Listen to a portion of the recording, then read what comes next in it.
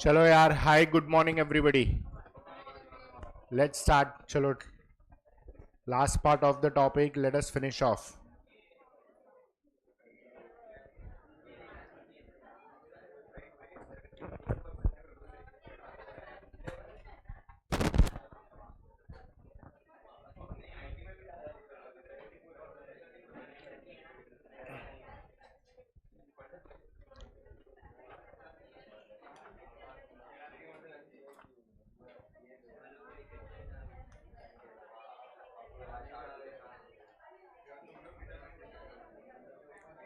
चलो, page number 340. Page number 340.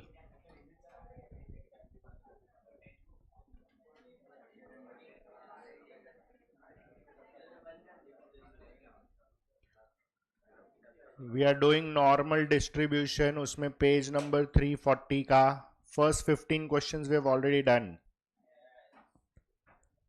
चलो, we start with the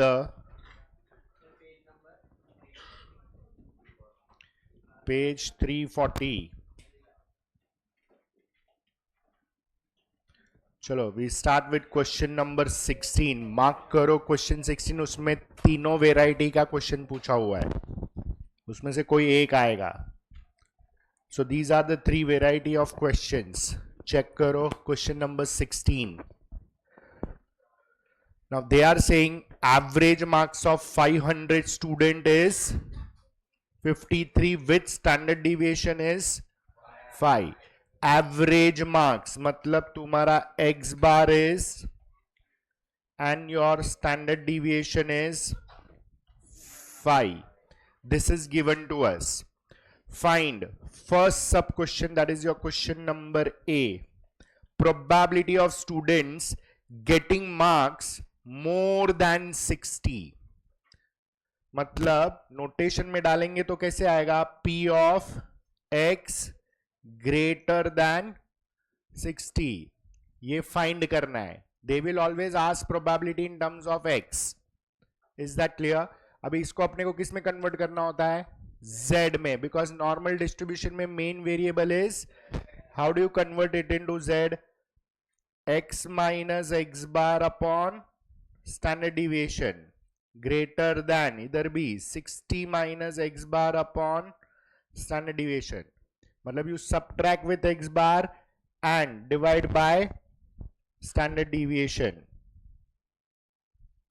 चलो, इज दिस क्लियर? तो ये हो जाता है नेक्स्ट स्टेप में P of Z greater than, value substitute करो, 60 minus 53 upon 5. So Z greater then 7 upon 5 is 1.4. चलो, Z ग्रेटर देन 1.4 वैल्यू चाहिए अपने को. ये Z इज इक्वल टू 0 है. 1.4 राइट हैंड साइड पे आएगा. अपने को उससे भी ज्यादा वाला वैल्यू चाहिए. यस और नो? चलो, तो पूरा right hand side is always 0.5. उसमें से क्या माइनस होएगा? 0 और 1.4 के बीच का एरिया. टेबल में से लेके आओ. What is the area between 0 and 1.4? Check करो टेबल में से. 0.4192 ये आ रहा है. हाँ, तो करो 0.5 में से minus 0.080. This will be your probability. चलो, इज दिस क्लियर? समझ में आया कैसे ढूंढने का? चलो, यहां पे प्रोबेबिलिटी पूछा था. अभी सेकंड क्वेश्चन में क्या पूछा है? Correct. Percentage of students getting marks between 50 and, मतलब हम लोग प्रोबेबिलिटी फाइंड करेंगे और उसको मल्टीप्लाई बाय 100 करेंगे तो परसेंटेज आ जाएगा. बिटवीन 50 एंड 55 बोला है. तो this will B P of x greater than 50 less than 55. Is that clear? है ना? करो कन्वर्ट इसको z में, तो ये आएगा 50 minus x bar upon standard deviation, x minus x bar upon standard deviation, 55 minus x bar upon standard deviation. तो this will be 50 minus 53 upon 5 less than z less than 55 minus 53 upon 5. सो ये हो जाता है minus 0.6 less than z less than ये कितना होएगा 0.4. मतलब z is between minus 0.6 and 0.4. तो z is equal to 0. Left side पे आएगा माइनस 0.6, राइट साइड पे आएगा 0.4. दोनों वैल्यू निकालो और ऐड करो. Do it carefully. वैल्यू बोल, वैल्यू. 0 और 0.6 के बीच का वैल्यू 0.2257 एंड 0 और 0.4 कितना 0.1554. दोनों को ऐड करो और फिर मल्टीप्लाई बाय 100 करो. तो ये कितना हो रहा है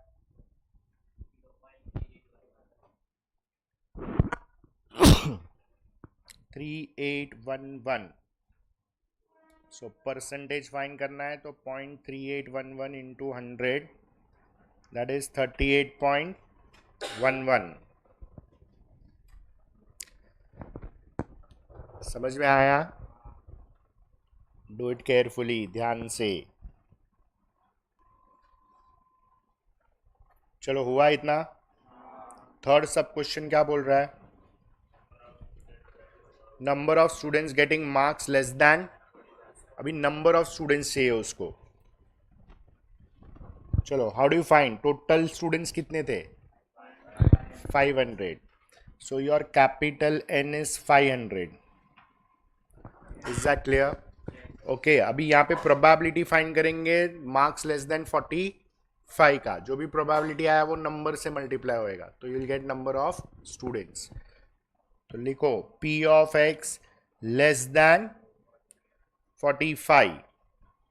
करो z में convert. x minus x bar upon standard deviation less then 45 minus x bar upon standard deviation. तो ये हो जाएगा P of z less then 45 minus 53 upon 5, z less then minus 1.6 ना, माइनस में ना, लेकिन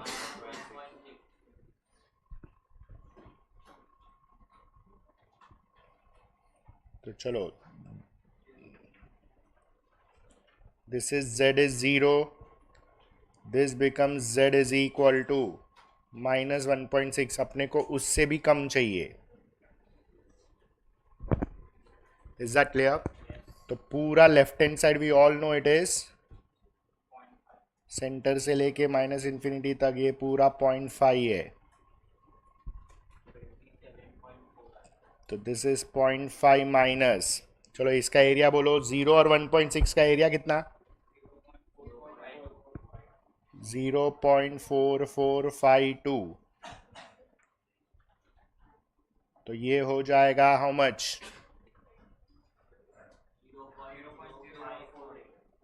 0.548. So abhi we want number of students. So this will become 0.0548 into 500. चलो multiply कर रहा है तो कितना आ रहा है 27.4. That will be approximately 27. Check करो तो तीनों का आंसर बैठ। चलो हुआ ये। Any doubts in this? समझ में आया? तीन वेराइटी ऑफ क्वेश्चन, एक प्रोबेबिलिटी, एक परसेंटेज और एक नंबर ऑफ स्टूडेंट्स। ये तीन वेराइटी में घूमेगा। करो next 17th। Start with 17th।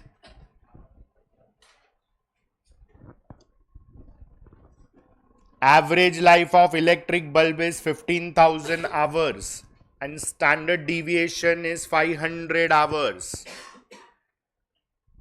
चलो एवरेज लाइफ मतलब x bar is 15,000 hours and standard deviation is 500 hours.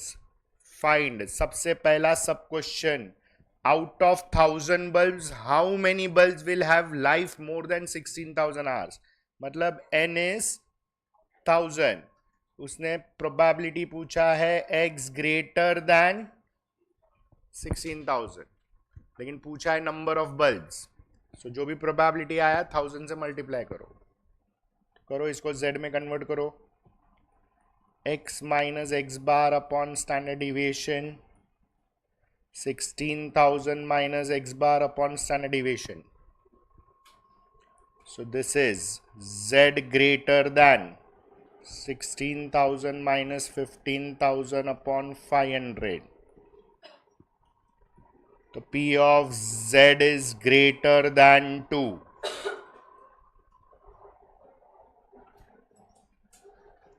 चलो z greater than 2 मतलब 2 से भी ज्यादा वाला वैल्यू चाहिए। सो ये हो जाएगा 0.5 में से,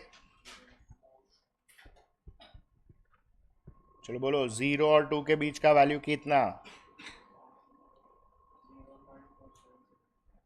0.4772.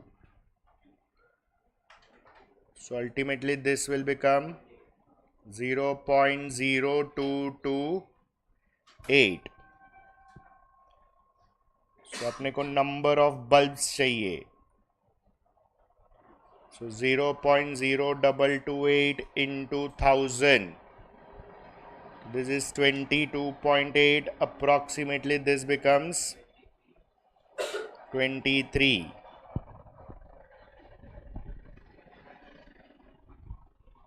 क्लियर है? सेम ऐसा सेकंड करो, परसेंटेज में पूछा है। जो भी प्रोबेबिलिटी आया इंटू 100 करो।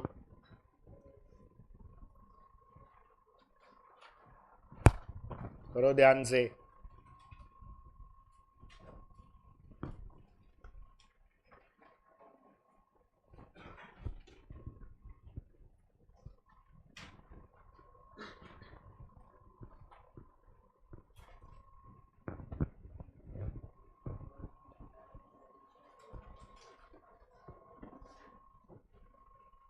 Percentage of bulbs with life less than 14,200 मतलब P of x less then 14,200।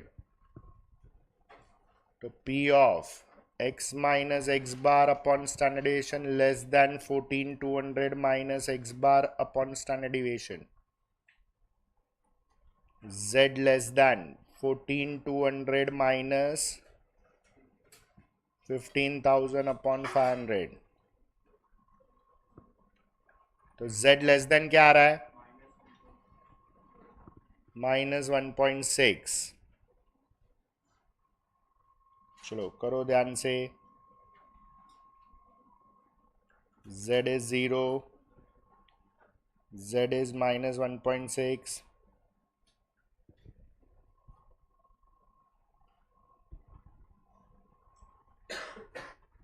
लेके आओ। चलो तो दिस विल बी 0.5 माइनस 0.4452। तो ये बैलेंस होएगा 0.0548। तो परसेंटेज चाहिए, तो 0.0548 into 100 will give you 5.48 and that is approximately 5%.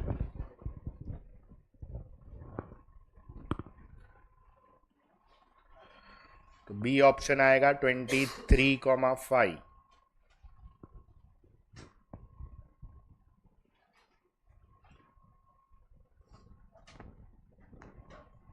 Clear है?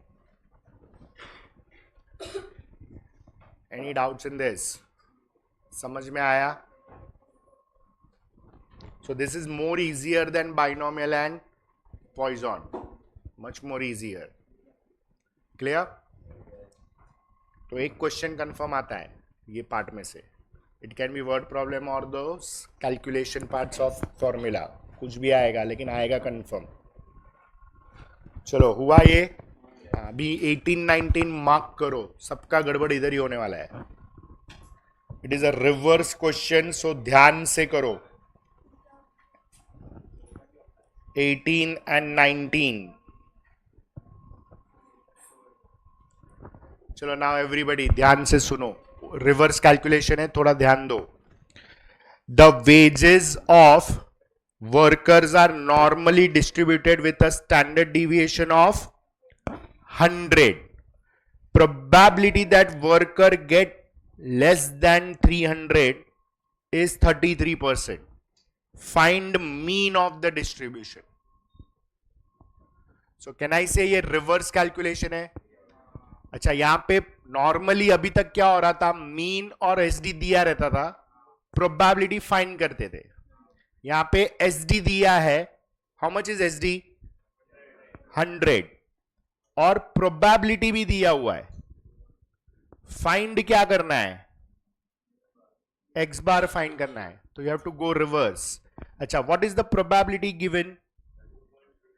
Probability of worker get less than, मतलब x लेस देन 300 का प्रोबेबिलिटी इज 33%.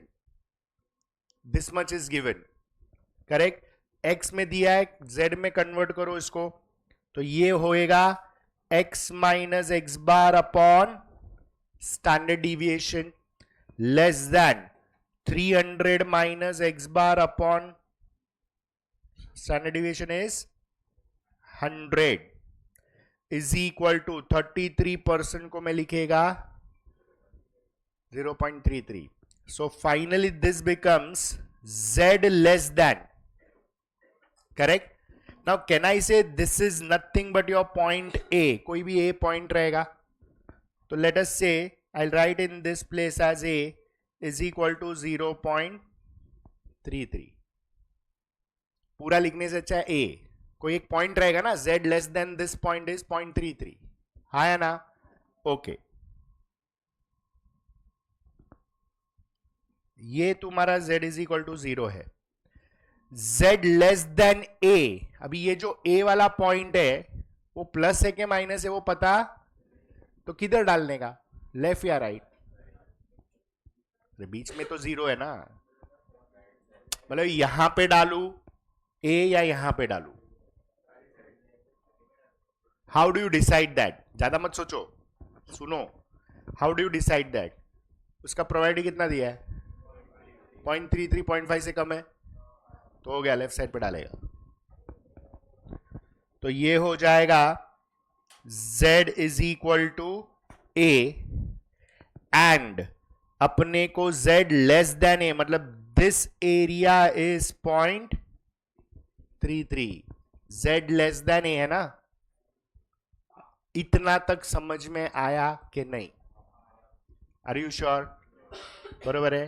हाँ. अभी अपने को ये तो पता है कि ये पूरा 0.5 होता है, उसमें से इतना एरिया 0.33 है.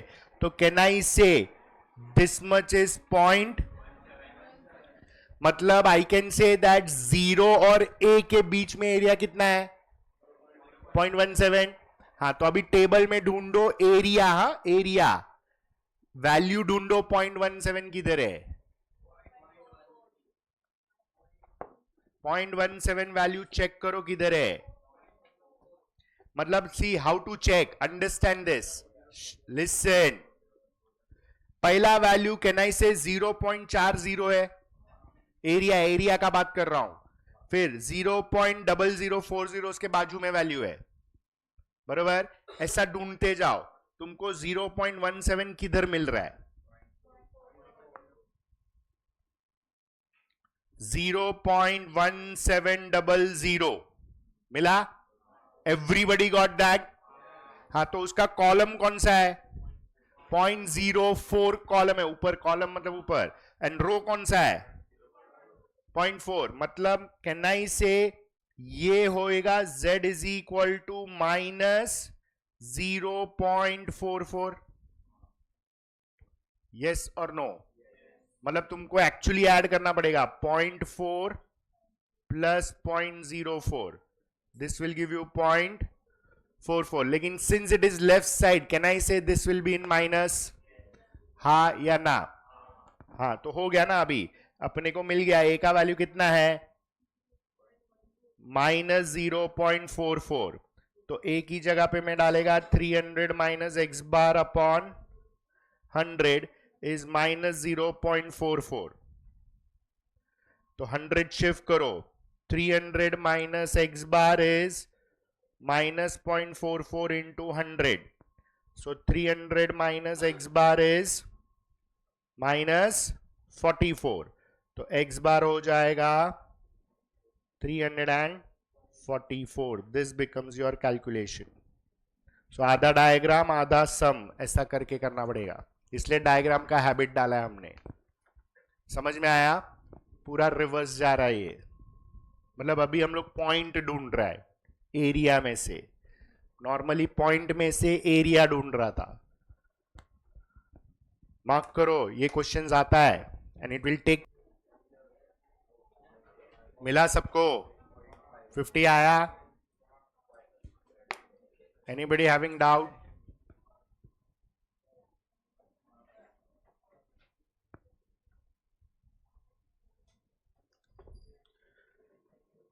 The wages of the workers are normally distributed with mean of 172 and probability of x less than 197.5 is 69.5%. तो P of x minus x bar upon standard deviation is 197.5 minus x bar upon standard deviation is 0.695. Z less than 197.5 minus 172 upon standard deviation is 0.695. Z less than ये कितना आ रहा है? 25. चलो, probability 0.695 है, तो in short this will be your point A. 0.695. चलो, तो ये पॉइंट ए किधर रहेगा? राइट साइड रहेगा. अभी ये राइट साइड लेस देन ए पूरा, मतलब ये तो 0.5 है, तो ये 0.195 आएगा. हाँ है ना? क्योंकि पूरा ए से कम 0.695 है. ए से पूरा ये 0.695 है. सो वी नो इतना तो 0.5 है, तो 0 और ए के बीच में एरिया इज 0.195. चेक करो what is that value. Area 0.195 में पॉइंट कौन सा है? 0.51. तो इन शॉर्ट ए का वैल्यू है 0.51 which is 25.5 upon standard deviation is 0.51. Standard deviation is 25.5 upon 0.51 which is 50.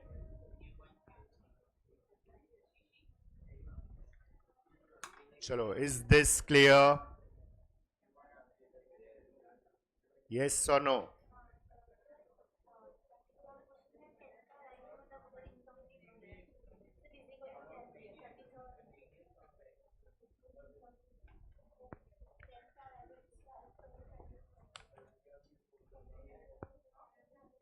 Standard deviation ना, स्टैंडर्ड डिविएशन।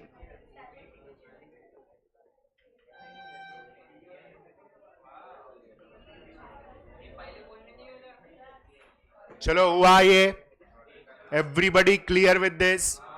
ये रिवर्स कैलकुलेशन समझ में आया? Okay, there is one more such question which is important, question number 30, page 342।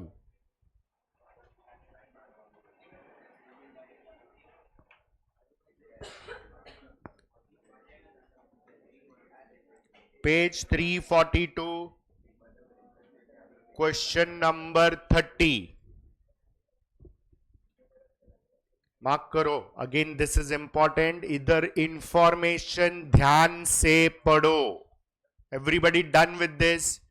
चलो focus on this now, read this question carefully, check करो what is given.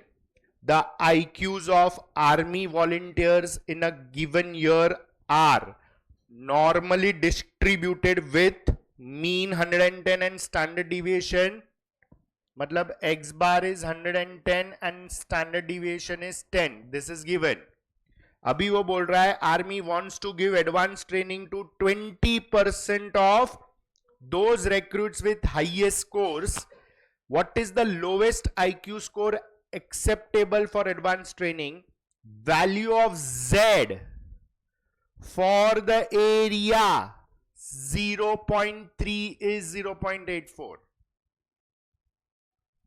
Last line का meaning बताओ।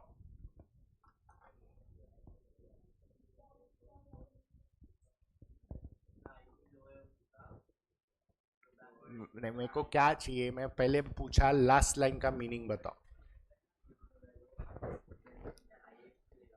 Value of Z for the area 0.3 is 0.84। What is the meaning of that line? किसका area क्या है? हाँ,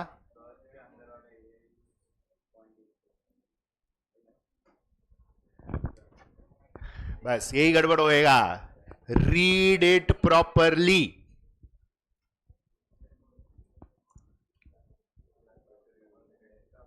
Z का value for the area 0.3 is how much? मतलब what is 0.84, area या point? Exactly, मतलब area of Z is 0 to Z is 0.84।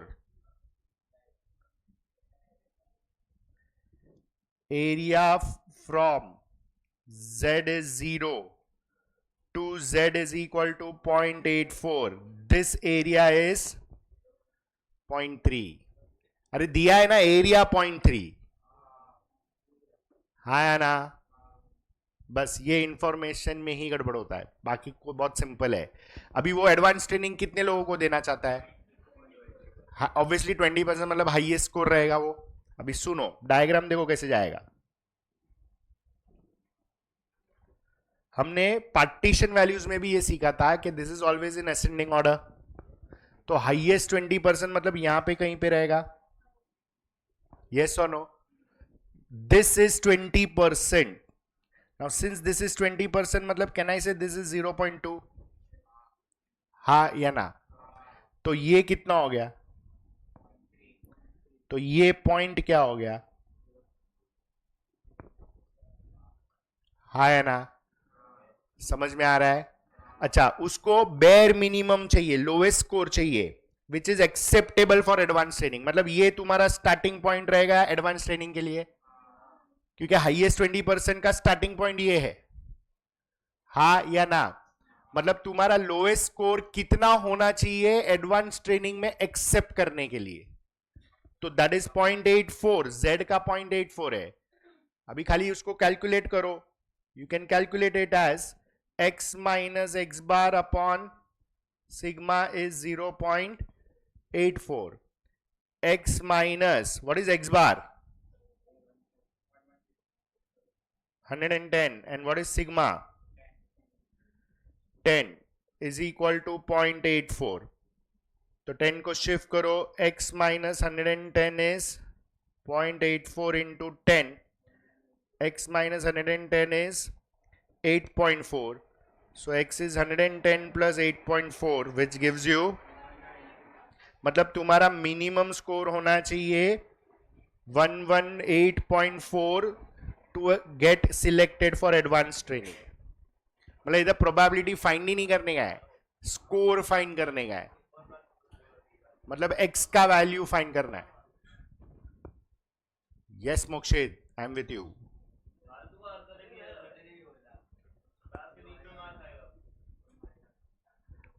देखने का है, शो देखने का है. क्यों भड़क रहा है सुबह सुबह?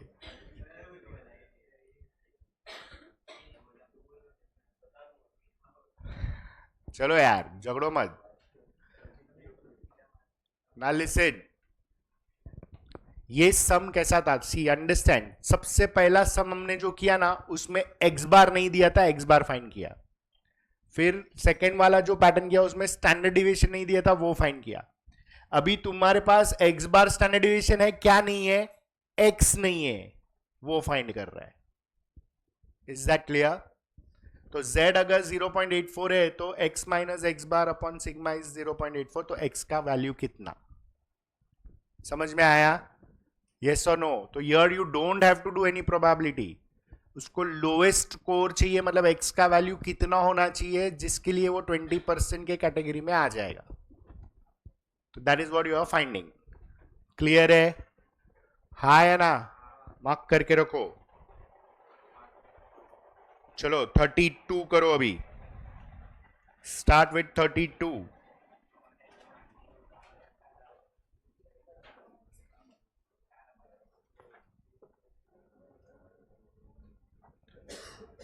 हुआ ये सबका? 32 में देखो ब्रैकेट में वैल्यू दे दिया है. You don't have to find it from the table. A sample of 100 dry battery cells tested to find length of the life produced the following results. X bar is 12 hours and standard deviation is 3 hours. What percentage of battery cells are expected to have life less than 6 hours? So P of X less than 6. तो ये आएगा x minus x bar upon standard deviation less then 6 minus x bar upon standard deviation. So this is p of z less then 6 minus 12 upon 3. p of z less then -2. -2 मतलब किधर? z is 0. अरे left side ना भाई, वो भी less than -2 चाहिए. अपने को जो वैल्यू दिया है वो 0 और 2 के बीच का वैल्यू दिया है विच इज 0.4772. तो 0.5 में से 0.4772 निकाल दो तो 0.0228. That's your answer. क्या नहीं समझा? गिवन इंफॉर्मेशन क्लियर है? बरोबर है. अभी वो वही पूछ रहा है what will be the minimum score, वही पूछ रहा है ना वो. लोएस्ट आईक्यू स्कोर कितना, मतलब एक्स का वैल्यू. एडवांस ट्रेनिंग में एक्सेप्ट करने के लिए मिनिमम स्कोर कितना होना चाहिए? मतलब देख डायग्राम वाइज अगर तू देखेगी, कहना इसे हाईएस्ट 20% इधर रहेगा तो ये बैलेंस 30% होएगा विच इज 0.3. तो ये जो पॉइंट है वो तेरा मिनिमम होना चाहिए 20% में एंट्री मारने के लिए. This is lowest IQ score. और वो पॉइंट कौन सा है? 0.84. लेकिन वो z का है. वही पॉइंट x में कितना होना चाहिए? तो वी आर कन्वर्टिंग. समझ में आया?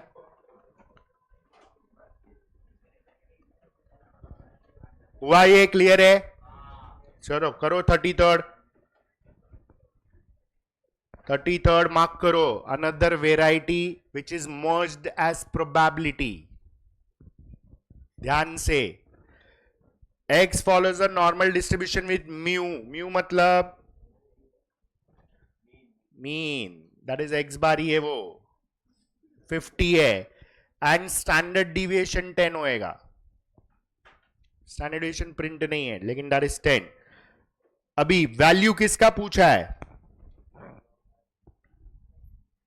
P of x less than equal two upon x greater than 50. इसका वैल्यू पूछा है. अभी ये कैसे करने का? तो ये एक्चुअली कंसेप्ट प्रोबेबिलिटी का है, हमने पढ़ा है. What if it is a upon b. Formula क्या है इसका? कंडीशनल प्रोबेबिलिटी याद है? Intersection upon p of b. तो ये ऊपर वाला तुम्हारा a है और ये तुम्हारा b है. करेक्ट? हाँ, तो अभी ये करेंगे कैसे? Now listen. p of x less than equal to 60 upon x greater than 50. चलो, a इंटरसेक्शन b का मतलब दोनों ऊपर नीचे में common. Listen to this carefully. a मतलब क्या हुआ? x less than equal to 60. b क्या हो गया? x greater than. तो firstly I will write like this. x less than equal to 60 intersection x greater than 50 upon नीचे वाला आएगा b that is x greater than. हा या ना? अभी ऊपर वाले में नाउ प्लीज लिसन. इंटरसेक्शन मतलब क्या? कॉमन. एक है लेस देन इक्वल टू 60 और एक है मतलब कैन आई से दोनों में कॉमन है 50 और 60 के बीच में. तो आई will right it like this. x greater than 50 less than equal two upon p of x greater then. समझ में आया? अभी कर दो z में कन्वर्ट. ऊपर नीचे z में कन्वर्ट करो. ऊपर का डायग्राम अलग बनाओ, नीचे का डायग्राम अलग बनाओ. कर दो कैलकुलेट. मार्क करो. ये लिख के रखो. दिस इज कंडीशनल प्रोबेबिलिटी के ऊपर बेस्ड है. मतलब कॉन्सेप्ट को मर्ज किया वो लोग ने.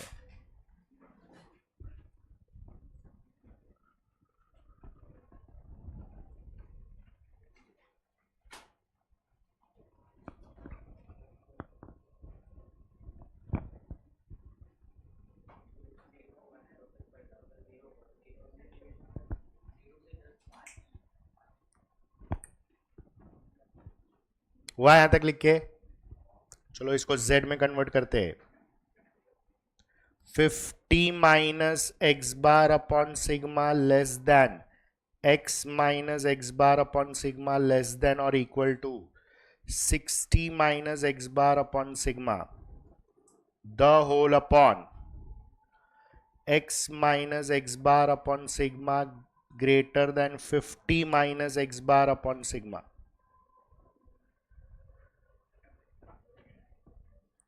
चलो, p ऑफ what is x bar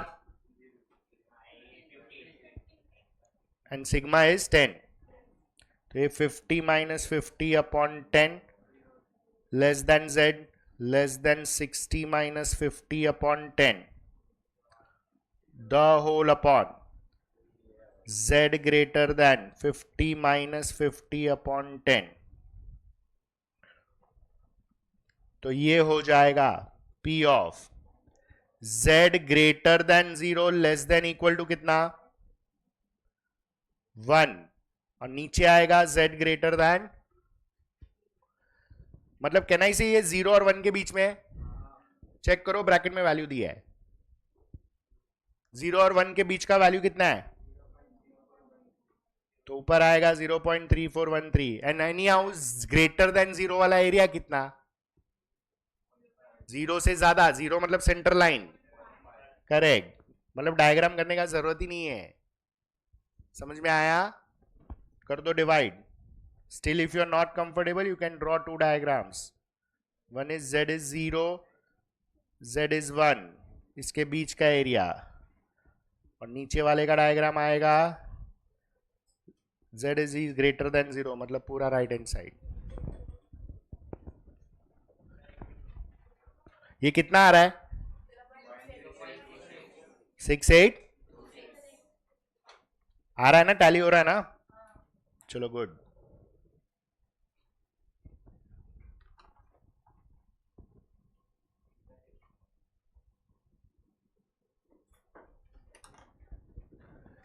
so good question, ध्यान से करो.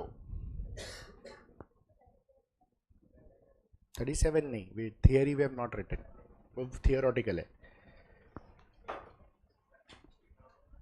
34 करो. Start with 34, that's a simple one.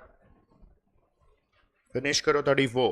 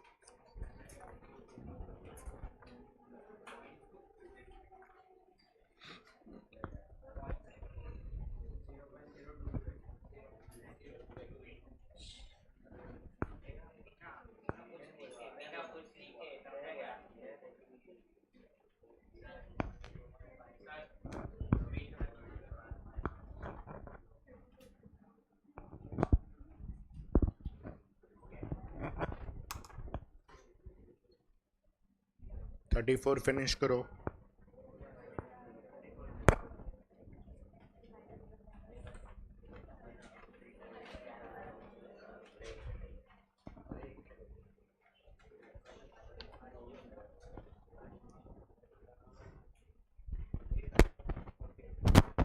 Finish of 30. Finished. 34 आया. Anybody not getting 34? मिला कि नहीं? 0.0228, that is option D. मिल रहा है? चलो great. Now come to your classwork number 4.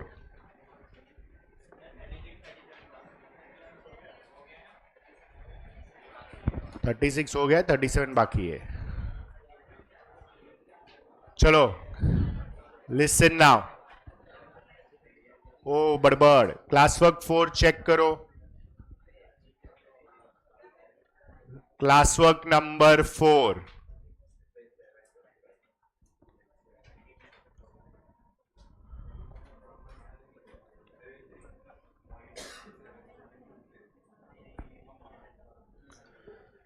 Now listen. Shh. Please stop talking and listen now. इसका theory लिखने का जरूरत नहीं है because it is directly understood by the MCQ itself. This is actually called as uniform distribution.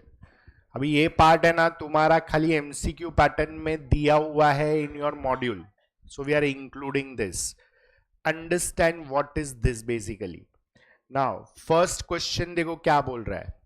probability distribution whose frequency distribution f of x is 1 upon n, where x is x1, x2, x3 up to xn is known as. Now f of x is 1 upon n, जिसमें x का value is x1, x2, x3 dot dot dot up to xn. Correct? And now listen. सुनो. अगर मैं x की जगह पे x1 डालता हूं तो फंक्शन में जहां पे भी है x, वहां पे x1 आएगा. राइट साइड पे x है क्या? तो क्या आएगा? फिर if I put f of x2, still it will be. फिर if I put f of x3, still it will be. ऐसा dot dot dot f of x n रखेगा तो भी इट विल बी, मतलब can I say at every value of x your probability remains same. When such kind of distribution comes, it is called as uniform distribution. मतलब जिसका probability remains same at all values of x. Is that clear? That is uniform distribution. So write it this way, first question. And answer is uniform distribution.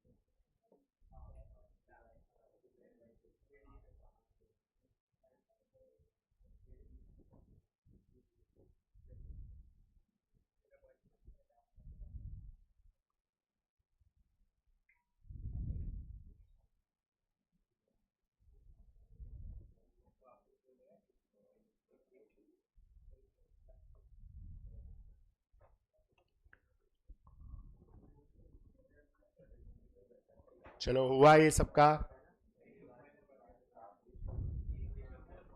Everybody clear with this? चलो second question. The occurrence of point in a single throw of a fair die follows frequency distribution. Single throw of a fair dice, वो underline करो. मतलब कितना dice फेंका है? Okay, अगर एक dice फेंकता हूं तो वन स्कोर 1 आने का प्रोबेबिलिटी, स्कोर 2 आने का, 3 आने का, मतलब हर एक पॉइंट आने का प्रोबेबिलिटी इज 1 बाय. तो एज पर दिस आंसर क्या आएगा? See, that is f of x is 1/6, क्योंकि हर एक मास पॉइंट पे probability will remain same. In uniform distribution, random variable x assumes n values with equal probability. Clear है? चलो fourth अभी ध्यान से. In a discrete random variable x follows uniform distribution and assume only the values. मतलब x का values है 8, 9, 11, 15, 18, 20. कितना values है ये? 6 वैल्यू है. अभी इसमें वो पूछ रहा है प्रोबेबिलिटी x इज 9. 9 कितना है उसमें?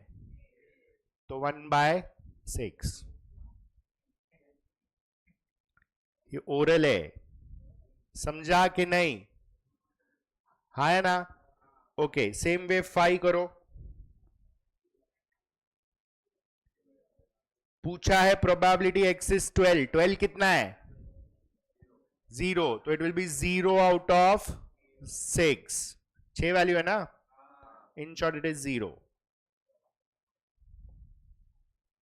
समझ में आया? फिर 6th one, probability x less than 15. 15 से कम कितना वैल्यूज है? 3 out of 6. So that is half. समझ में आया? फिर 7th, x less than equal to 15. 15 या फिर 15 से कम. तो this is 4/6, 2/3. 8th one, probability mod of x minus 14 should be less than 5 है कि 15 है? ओके 5.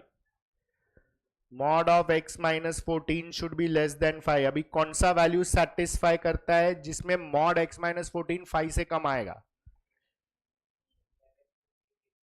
11, 15 एंड, हाँ तो लिखो 3 आउट ऑफ 6. ये 3 वैल्यू कौन सा है? 11, 18 एंड 15. ये सब वैल्यू 5 से कम आएगा, विच इज हाफ. लिख के रखो ऐसा।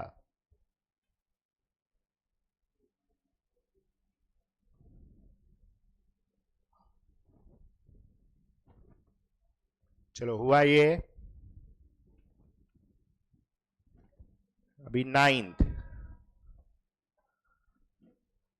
One, a random variable x follows uniform distribution in the interval -3, 7. Now understand this, interval square bracket -3, 7 दिया है, मतलब -3 और 7 इंक्लूडिंग है, बरोबर है। हाँ, तो इसका क्या चाहिए अपने को, mean of the distribution. How do you do this? Original method ऐसा है, अंडरस्टैंड। ये x का वैल्यूज है ना, कहां से, -3, 0, 1, 2, 3, 4, 5, 6 एंड 7। चलो टोटल कितना वैल्यूज हुआ, तो प्रोबेबिलिटी आएगा सबका 1/11, 1/11, हाँ या ना।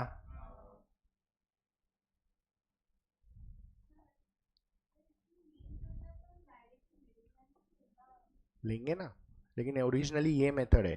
अभी एक्स आई पी आई है तो मीन का कैलकुलेशन आएगा पी आई एक्स आई, हाँ है ना, रैंडम वेरिएबल में ऐसे ही था ना। तो ये हो जाएगा -3/11, -2/11, -1/11, दिस इज 0, 1/11, 2/11, 3/11, यहां तक सब कट हो जाएगा।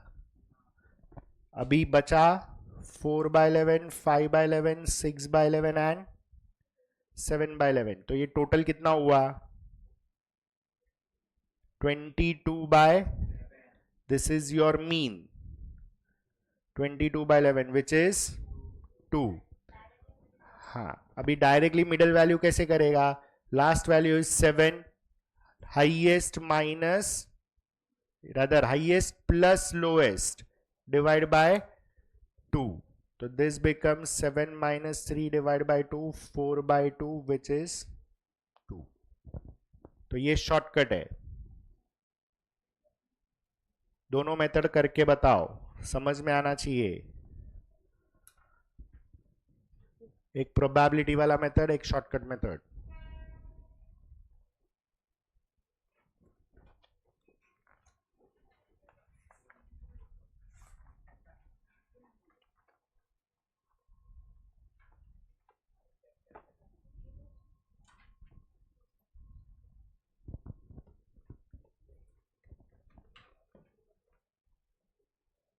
हुआ ये क्लियर है? तो यूनिफॉर्म डिस्ट्रीब्यूशन पूछता है कभी कभी, तो स्कोर कर लेने का, it is very simple. Any doubts? हुआ? Come to your note section, we left out with last 2-3 points.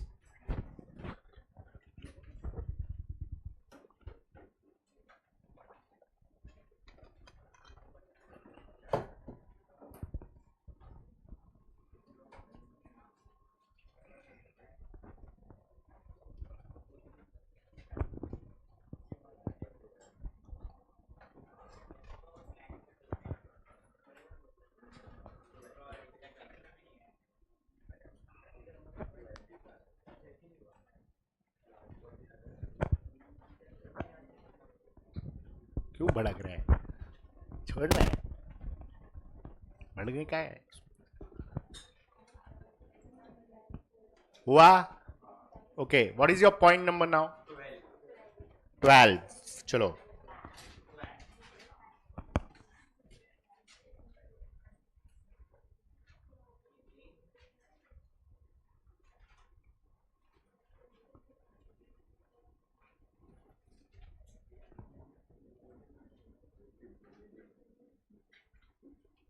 cumulative distribution function which is C, D and F.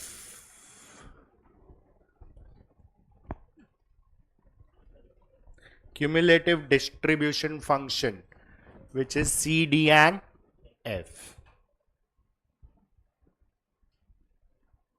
चलो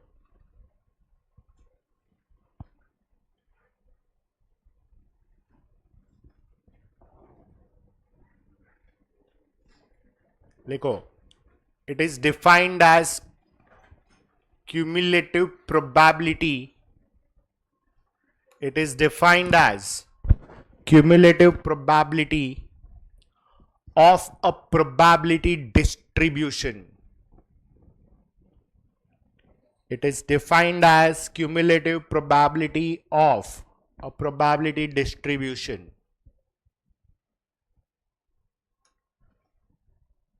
फुल स्टॉप. कंटिन्यू करो. It is denoted by. Now सबसे बड़ा गड़बड़ notation में होता है. It is denoted by capital F of x. मतलब हमको ओवरसाइट में गलती होता है. पूछा होता है कैपिटल एफ ऑफ एक्स, हम एफ ऑफ एक्स नॉर्मल वाला कर डालते हैं और ऑप्शन भी वैसा दिया रहता है. सो सबसे बड़ा गड़बड़ इधर होता है. CDF का notation is capital F of x. Is that clear? Okay. Now सबसे पहले लिखो नेक्स्ट लाइन में, the general formula of CDF is, the general formula of CDF is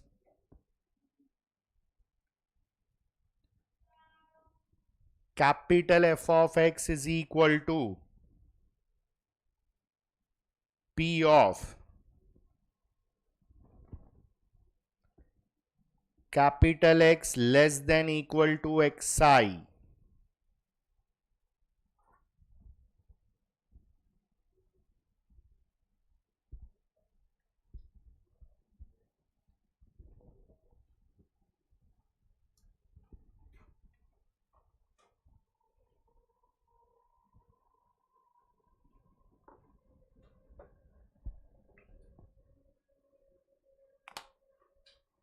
चलो नाउ ये जनरल फॉर्मूला है. क्लियर है? Now we write an example and accordingly we decide how does this appears. क्योंकि ये जो example है ना, उससे रिलेटेड दो इंपॉर्टेंट MCQ आता है जो 12th में भी तुम्हारा एप्लीकेबल है. हमने 12th का जो चैप्टर है ना, उसमें एक पार्ट छोड़ा है. और वो क्यों नहीं किया है? क्योंकि उसमें इंटीग्रेशन यूज होता है. तो मतलब सिलेबस उससे ही एंड होएगा. तो we will have first derivative, then integration, then we will do that. Is that clear? तो वो पार्ट जो छोड़ा है ना, वो इसमें आता है. But now right now we are not doing with integration, we are doing with probability. चलो एग्जाम्पल, 2 coins are tossed. चलो, and probability distribution number of heads है. चलो, how do you do this now? xi and pi. What is your xi का values? 0, 1 and 2. Clear है? Probability क्या होएगा? 0 heads का, फिर 1 हेड का एंड 2 हेड्स का. Now we all know this total has to be 1. अभी हम लोग कैपिटल एफ ऑफ एक्स बना रहा है. मतलब this is just as less than CF. हम फ्रीक्वेंसी को टॉप टू बॉटम ऐड करते हैं. This is called cumulative probability. मतलब प्रोबेबिलिटीज को टॉप टू बॉटम ऐड करो. तो पहला वाला एज इट इज रहेगा 1/4. फिर ये हो जाएगा 3/4. ये हो जाएगा 4/4. दैट इज, और जो भी लास्ट वैल्यू होता है वही टोटल फ्रीक्वेंसी होता है normally. And here it will be total probability. समझ में आया? यस और no? This is called cumulative probability, या यू से इट एज, जब भी हम ये टेबल में बनाते हैं तो इसको बोलते हैं क्यूमुलेटिव डिस्ट्रीब्यूशन फंक्शन. क्लियर? अभी सपोज तुमको पूछा है प्रोबेबिलिटी x लेस देन 1, मतलब 1 से कम, मतलब क्या क्या आएगा? 0 and 1 के खाली 0, खाली 0. हाँ, तो अभी this becomes f of 0 which is 1/4. Is that clear? अगर तुमको पूछा है p of x less than और इक्वल टू 1, तो basically I write this as f of 1, और f of 1 के सामने टोटल कितना है cumulative 3/4. There is a difference. See, equal to आया तो परफेक्ट बैठेगा, इक्वल टू नहीं है तो परफेक्ट नहीं बैठेगा. समझ में आया? हाँ या ना? Any doubts? श्योर? ओके. तो नेक्स्ट लाइन में लिखो अभी, for discrete random variable, for discrete random variable capital F of xi is p of capital X less than xi, less than or equal to xi. Discrete के लिए यही formula है, there is no other choice. For continuous random variable,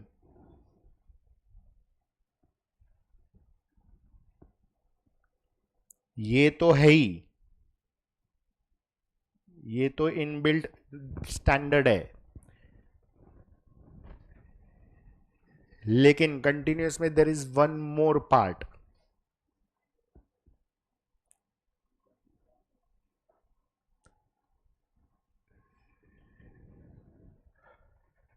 ये notation आएगा phi of a, this is called phi. हाँ, phi phi, phi of a, probability of x less than और equal to x i नहीं आएगा, क्या आएगा ए, क्योंकि हमने पॉइंट ए यूज किया है.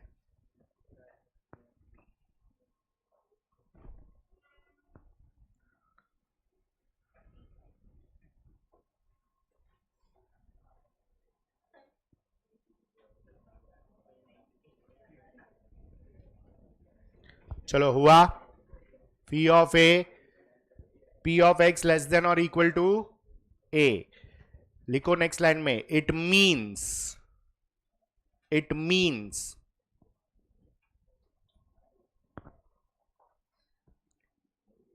Area under the curve, it means area under the curve from minus infinity to a,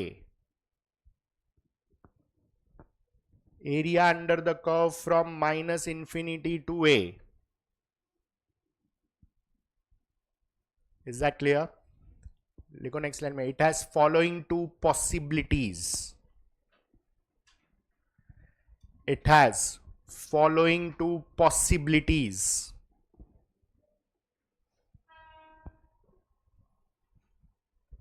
अभी देखो दो डायग्राम बनेगा.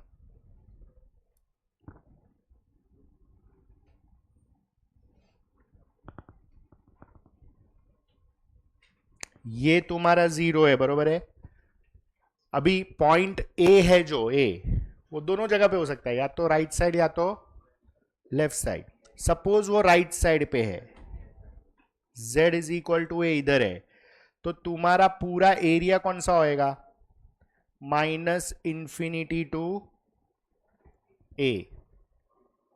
मतलब फी ऑफ ए होता है area from minus infinity to a, which you can also write it as p of x less than or equal to a. That is called cumulative probability. समझ में आया? सेम ऐसा दूसरा option क्या हो सकता है, z is equal to 0 है तो this will be z is equal to a right hand side पे, तो माइनस इंफिनिटी इंफिनिटी, मतलब ये पूरा this will be your phi of a. दोनों केस बता के रखो, which is area from minus infinity to a, and that is p of x less than equal to a. दोनों केस बता के रखो. फिनिश्ड? चलो पेज 343 पे आओ, इसको लेके एक क्वेश्चन है. अटेम्प्ट योरसेल्फ 3 में एक ही सम बाकी रहता है, that is 8. Rest all we have done. 8th question finish करो, which is related to this theory. See what they are saying. If the area of standard normal curve between z is equal to 0 to z is equal to 1 is 0.3413, मतलब वो लोग ने area दिया हुआ है z is equal to 0 और z is equal to 1 के बीच का, which is 0.3413, ये दिया हुआ है. What they are asking, value of phi of 1, मतलब इसका मीनिंग होएगा एरिया फ्रॉम कहां से कहां तक, माइनस इंफिनिटी टू 1. है ना, माइनस इंफिनिटी टू 1 का एरिया, मतलब ये वाला part we all know it is 0.5, मतलब ये पूरा एरिया चाहिए उसको. So this is 0.5 plus 0.3413, 0.8413. That's your answer. ये इतना सिंपल पार्ट है. Is that clear?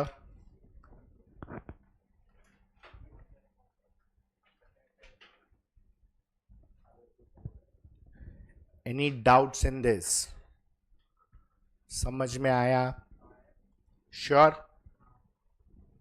चलो, this was one sum related to your CDF, जो कंटिन्यूस डिस्ट्रीब्यूशन का है.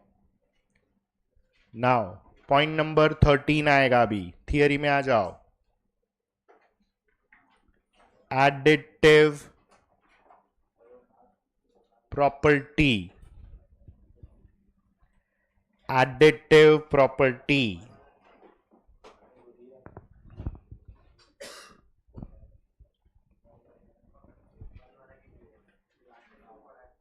लिखो. ये हमने बाइनोमियल में भी लिखा है, पॉइजन में भी लिखा है. Additive property same way normal में भी आएगा. If x and y, capital X and capital Y are independent normal variables, if x and y are independent normal variables,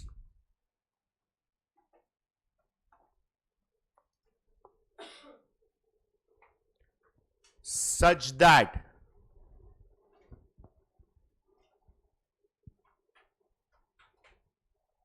comma करके लिखो नेक्स्ट लाइन में, x follows normal distribution with parameters mu1 and sigma1 square, y follows normal distribution with parameters mu2 comma sigma2 square.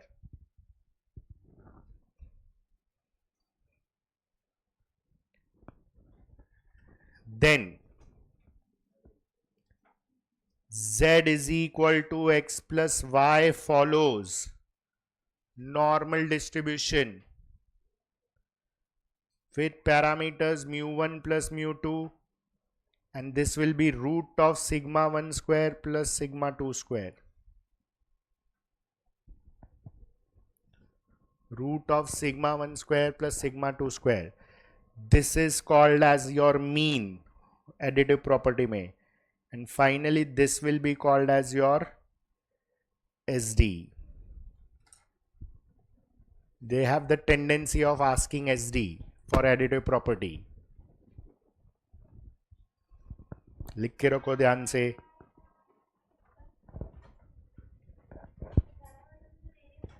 ये parameter है ही नहीं ना, लेकिन add करके variance का SD हो जाता है, रूट में आएगा तो. They will ask you additive property में mean and SD, so we have to put root. This is not parameter we are discussing. Hey, is this clear? Underline करो, ये कभी अप्लाई कर सकता है. स्टार्ट कैसे किया हमने? इंडिपेंडेंट, वो वर्डिंग अंडरलाइन करो. It should be specified they are independent normal variables. Is that clear? है ना? चलो, come to your page number 341. उसमें we are left out with 2 questions, 28 and 29.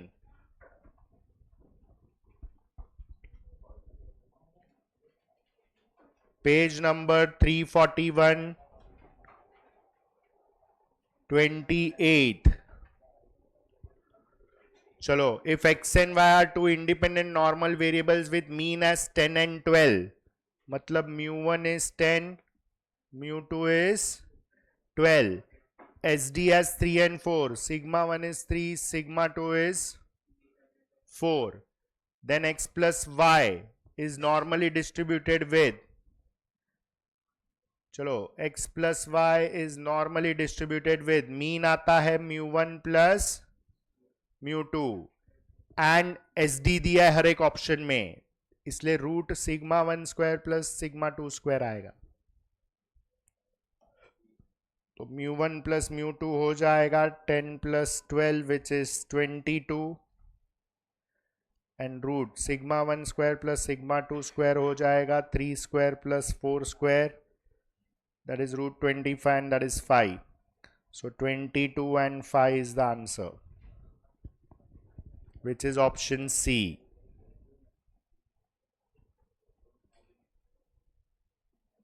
चलो, is this clear? है ना? सेम पैटर्न में 29, same pattern में 29.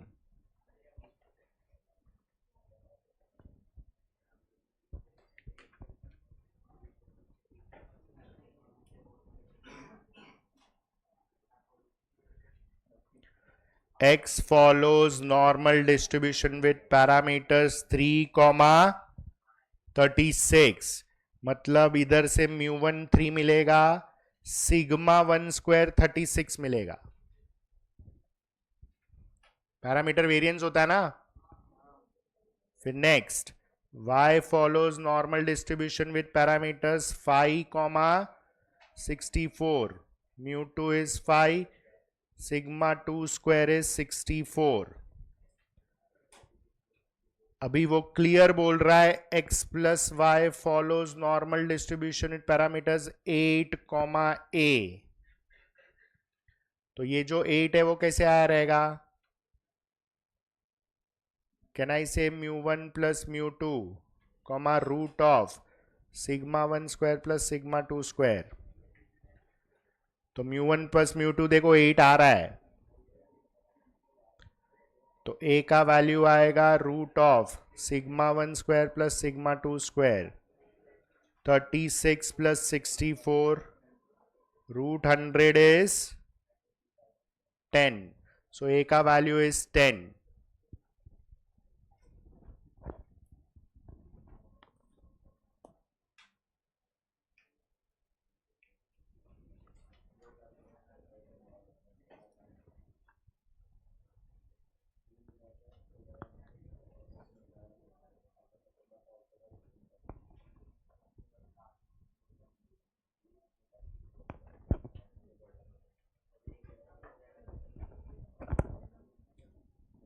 चलो, हुआ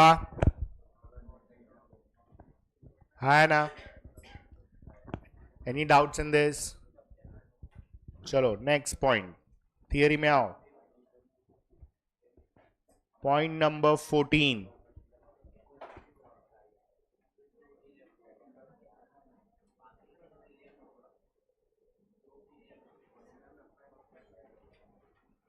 points of inflection. Points of inflection.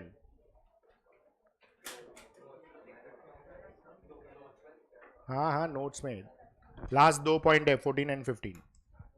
अभी पॉइंट्स ऑफ इन्फ्लेक्शन का हमने सिर्फ फॉर्मूला लिखा है. वो भी कौन सा? पीएमएफ वाला फॉर्मूला आया था ना, पीडीएफ वाला, उसमें से पॉइंट्स ऑफ इन्फ्लेक्शन कैसे निकालने का वो लिखा है. लिखो, हेडिंग दो एंड लिखो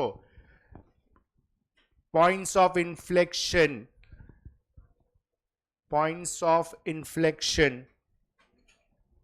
are the points at which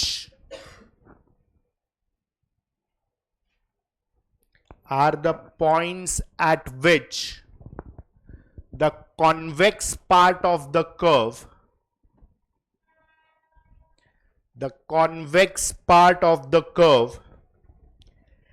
gets converted into the concave part and vice versa. The convex part of the curve gets converted into concave part and vice versa. Hence, it has the following two implications.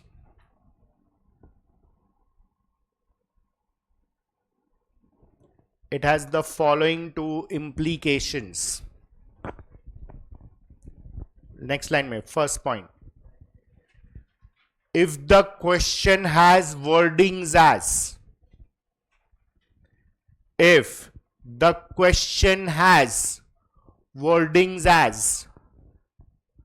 inverted commas में लिखो standard normal variate, inverted commas में standard normal variate,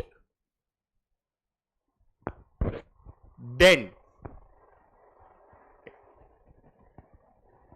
points of inflection are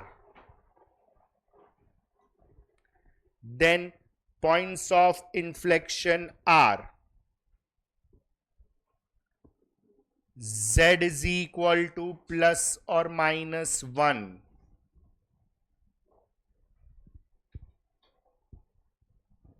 और अभी second,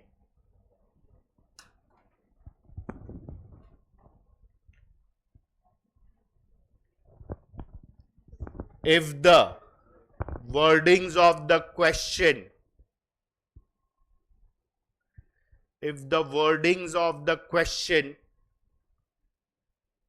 are normal variate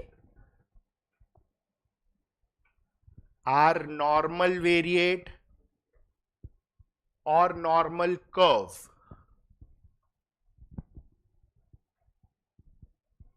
then points of inflection are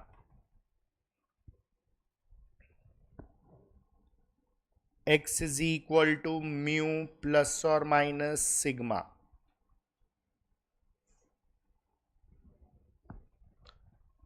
मतलब you have to be very careful in wordings.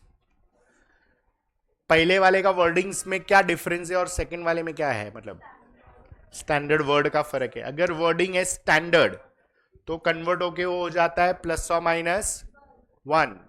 Is that clear?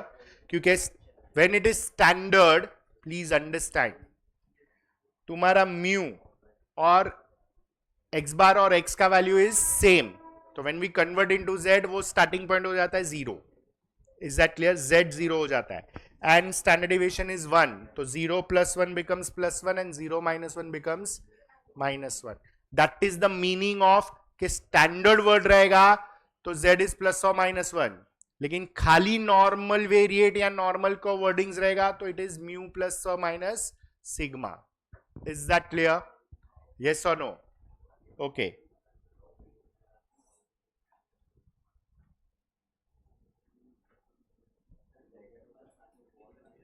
Now,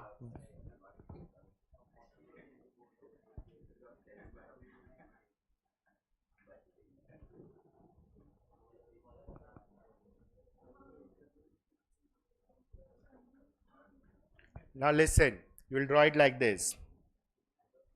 ये तुम्हारा z is equal to 0, or you say it as this is your x is equal to x bar या mu. You can write this as mu. तो can I say this will be mu minus sigma? फिर ये वाला point होएगा mu minus 2 sigma, ये वाला point होएगा mu minus 3 sigma. Now understand why like this. It is simple. Can I say ये part और ये पार्ट दोनों इक्वल डिस्टेंस है? तो अगर ये पहला पार्ट ही म्यू माइनस सिग्मा वाला है, मतलब ये सिग्मा माइनस है, मतलब इतना डिफरेंस इज सिग्मा, तो ये डिफरेंस भी सिग्मा रहेगा. तो स्टार्टिंग से इट बिकम्स 2 सिग्मा. फिर ये वाला डिस्टेंस भी सिग्मा रहेगा, तो स्टार्टिंग से इट बिकम्स 3 सिग्मा. तो सेम वे यहां पे राइट हैंड साइड पे क्या होएगा? Mu plus sigma, mu plus 2 sigma and mu plus.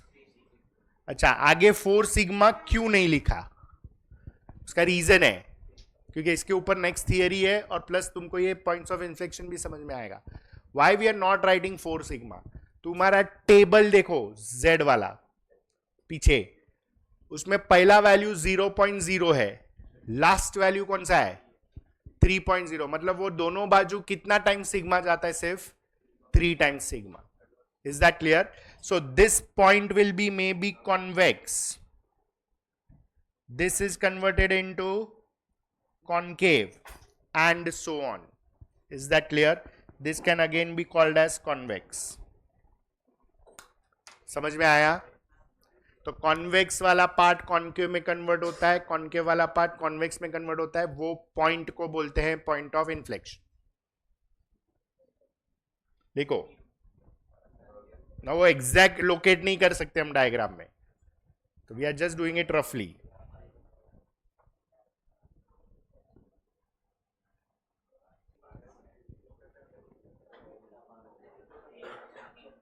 चलो last 15 point. 15 point. Now see, it is related to this diagram only. Listen, normal distribution का कितना भी बड़ा कर्व बनाओ कि छोटा कर्व बनाओ, कवरेज कितना ले रहा है वो दोनों बाजू? प्लस और माइनस 3 सिग्मा. बराबर है? कवरेज उतना ही है. एंड दैट कवरेज वो लोग ने एक फिक्स वैल्यू देके रखा है परसेंटेज में, दैट इज कॉल्ड 99.73%. मतलब there is some area which is not covered. Is that clear? That is a theoretical point. लिखो, if x follows normal distribution with parameters mu and sigma square, if x follows normal distribution with parameters mu comma sigma square, then 99.73% of the area, 99.73% of the area under the curve is covered.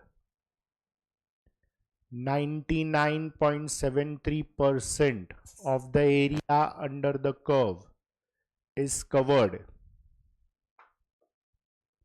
Whereas अभी balance कितना बचा? 0.27%. 0.27% values is outside the limit. 0.2%, 27% values are outside the limits. Is that clear? Now they can even give this as 0.9973 and this will become 0.0027.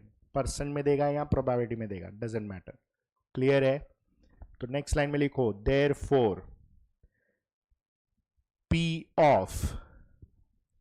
Now probability form में वो लोग ऐसा पूछेगा, x greater then mu minus 3 sigma less then mu plus 3 sigma.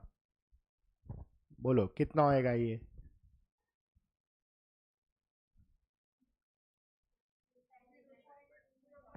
Exactly 0.99. क्योंकि इतना cover कर रहा है ना. क्लियर है? तो वर्डिंग्स में भी लिखा, नोटेशन में भी लिखा. एंड ऐसा सेम एमसीक्यू है तुम्हारा last MCQ page 342 question number 37.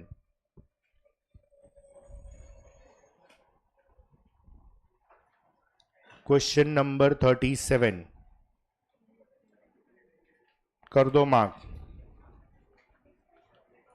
Page 342 37. Is this clear?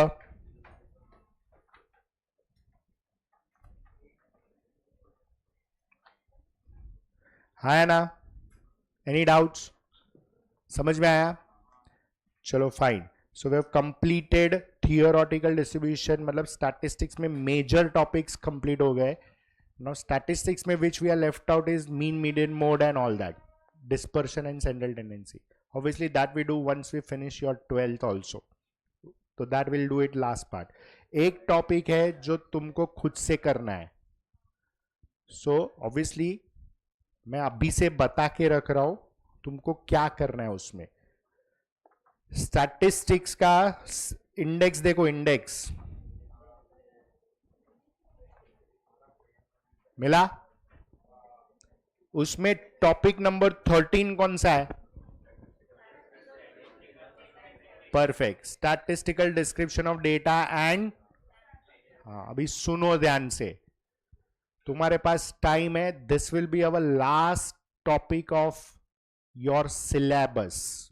ये लास्ट में उठाएंगे हम लोग, मतलब लास्ट में उठाएंगे मतलब मैं डिस्कस करेगा, मैं पढ़ाने नहीं वाला है. क्यों? रीजन नंबर 1, इसमें पढ़ाने जैसा कुछ नहीं है. अभी स्टैटिस्टिकल डिस्क्रिप्शन ऑफ डेटा मतलब यही है जो तुम इको में थोड़ा बहुत पढ़ा है. प्राइमरी डेटा क्या होता है, सेकेंडरी डेटा क्या होता है, ये सब है ना. लिसन, तुम्हारे पास टाइम है till November mid, because by November mid और maybe November end will finish off this portion. So November mid तक. अभी इसमें 2 पार्ट है, ये एक्चुअली 2 पार्ट का टॉपिक है. One is statistical description of data. तो उसका जो थियरी है ना वो हमने सॉर्ट करके फिर एमसीक्यूज डाल के रखा है.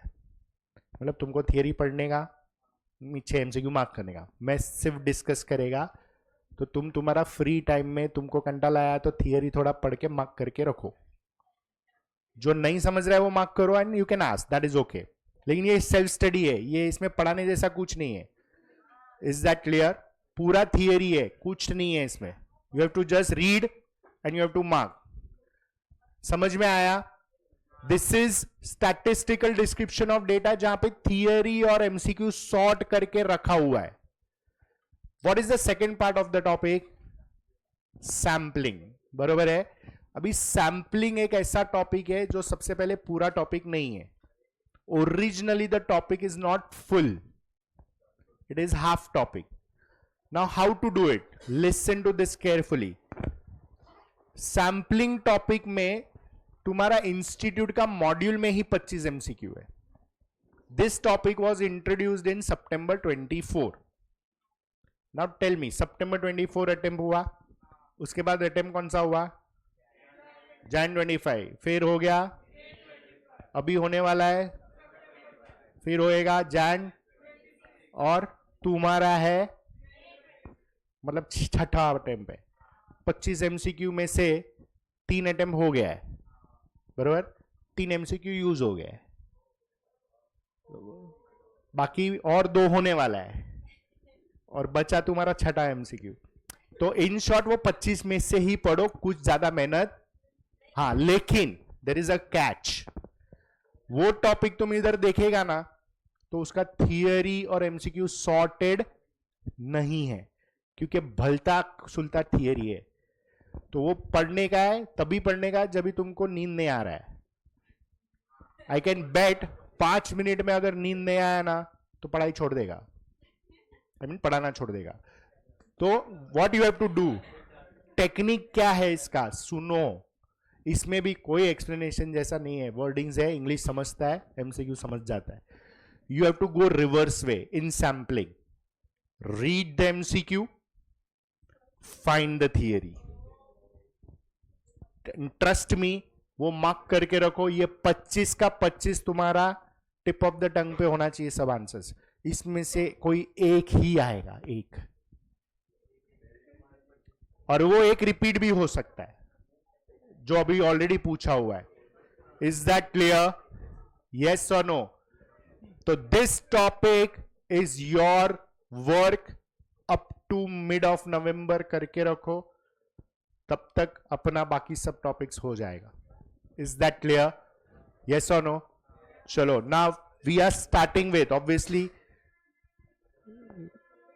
नाउ लिसन, नेक्स्ट वीक का लेक्चर में before break I will start with derivative, after break we will start with foundation वाला पार्ट, बिकॉज अभी छोटे छोटे टॉपिक्स उड़ाते जाएंगे हम लोग फाउंडेशन के साथ में, डेरिवेटिव्स भी करते जाएंगे।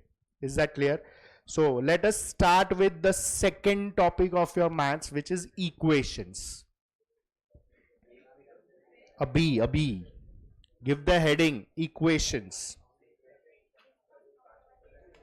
And now, please listen. सुनो जरा ध्यान से। ये पूरे टॉपिक में एक ही इंपॉर्टेंट पार्ट है जिसका नोट्स लिखेंगे, बाकी कोई नोट्स लिखने का जरूरत नहीं है। सबसे पहले इक्वेशंस में आएगा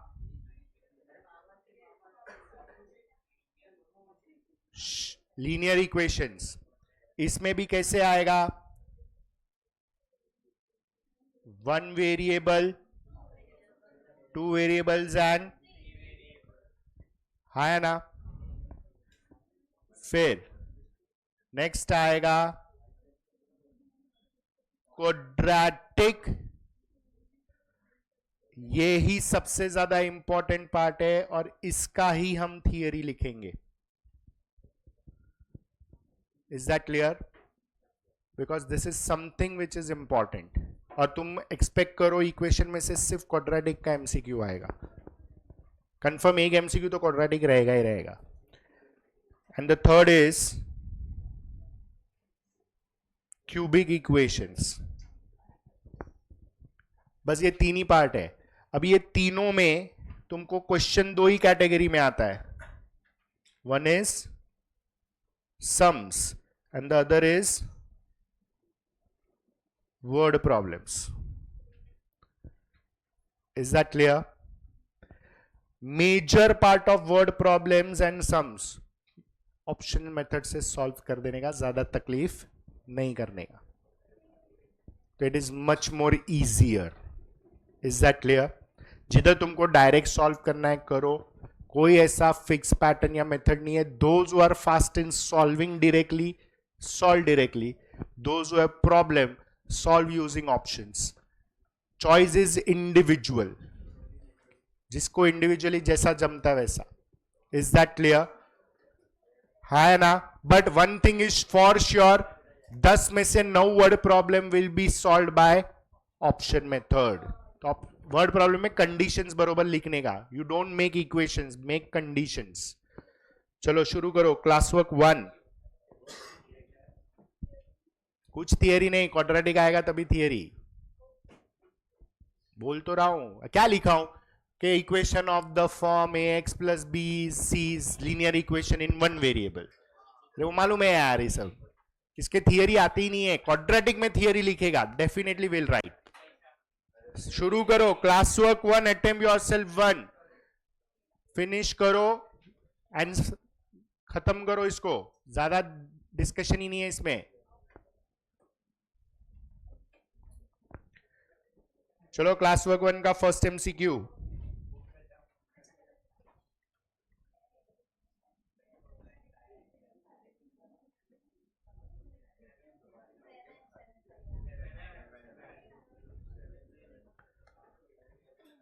ऑप्शन से किया, कैसे भी करो। If you are solving solve it, option डाल के टैली कर रहा है टैली करो, जिसको जैसा जमता है वैसा करो, मुझे आंसर चाहिए। अच्छा, सेकंड वाला थोड़ा दिमाग से ट्राई करो, चेक करो। देयर आर 4 फ्रैक्शंस जिसमें से 2 प्लस है और 2 और राइट साइड 0 है।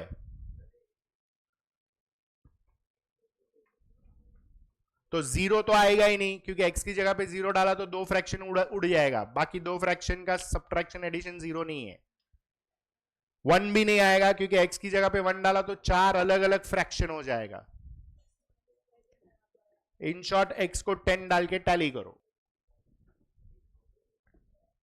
फर्स्ट का answer is D, that is x is 7. Second का answer is C, that is x is 10. चलो थर्ड वर्ड प्रॉब्लम है, ध्यान से.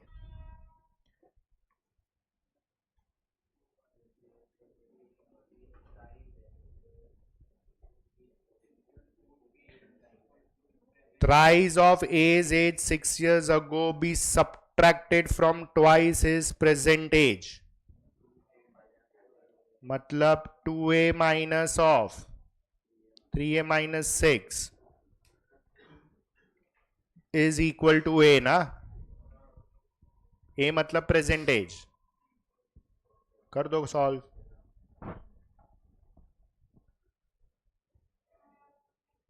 How much it is?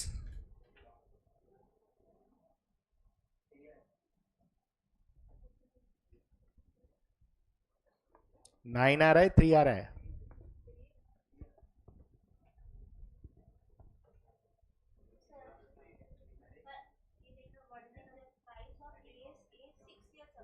मतलब 3 इंटू ए माइनस 6 होगा.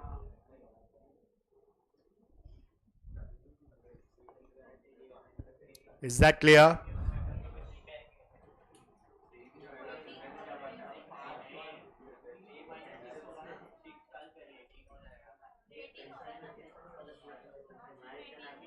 To a is 18, a is 9.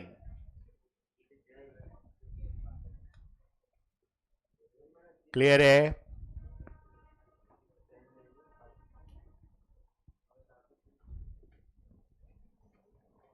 So that's your answer, option B.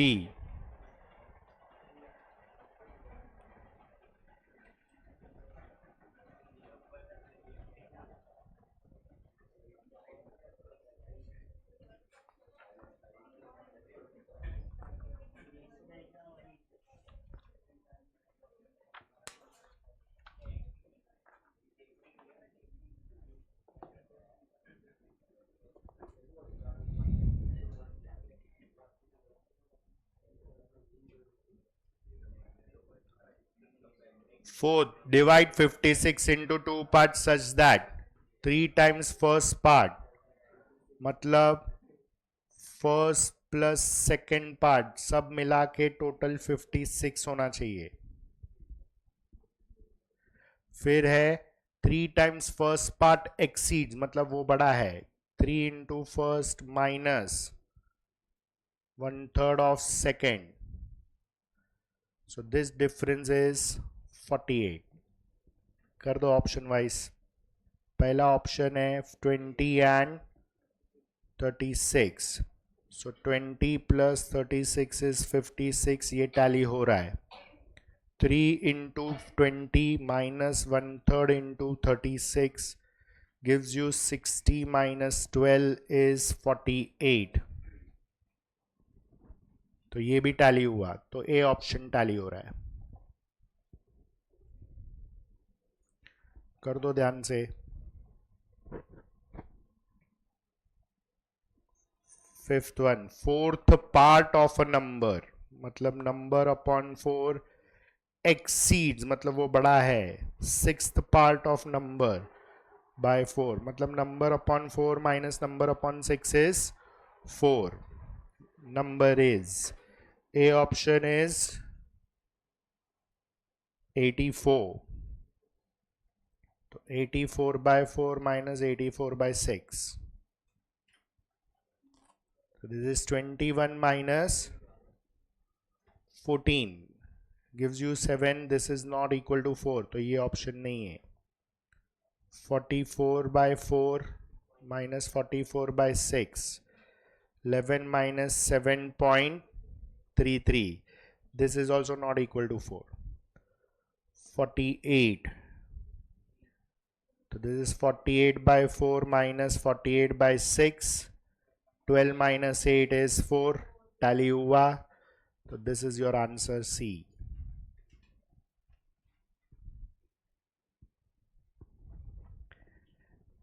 समझ में आया कैसे करेगा? यस और नो? फिनिश करो पूरा, ऐसा ही जाएगा, इसमें कोई रॉकेट साइंस नहीं है। हो रहा है? चलो ना listen, I want you to do this classwork one and attempt yourself one for the next lecture. Can you do it? Yes. Sure? Yes. Pakka? Yes. We'll discuss, don't worry. जो नहीं आया we'll discuss. Yes. Fine. So we are winding up the lecture for today now.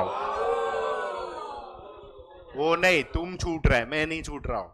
11 में sir का lecture cancel हुआ इसलिए मेरे को उधर लेने गए। तो we are winding up right now. Next 2 दिन is eco. नेक्स्ट 2 दिन इको है ना? आज वेनेसडे है ना? ठीक है। सो नेक्स्ट 2 दिन इज इको नाउ। इधर इधर इधर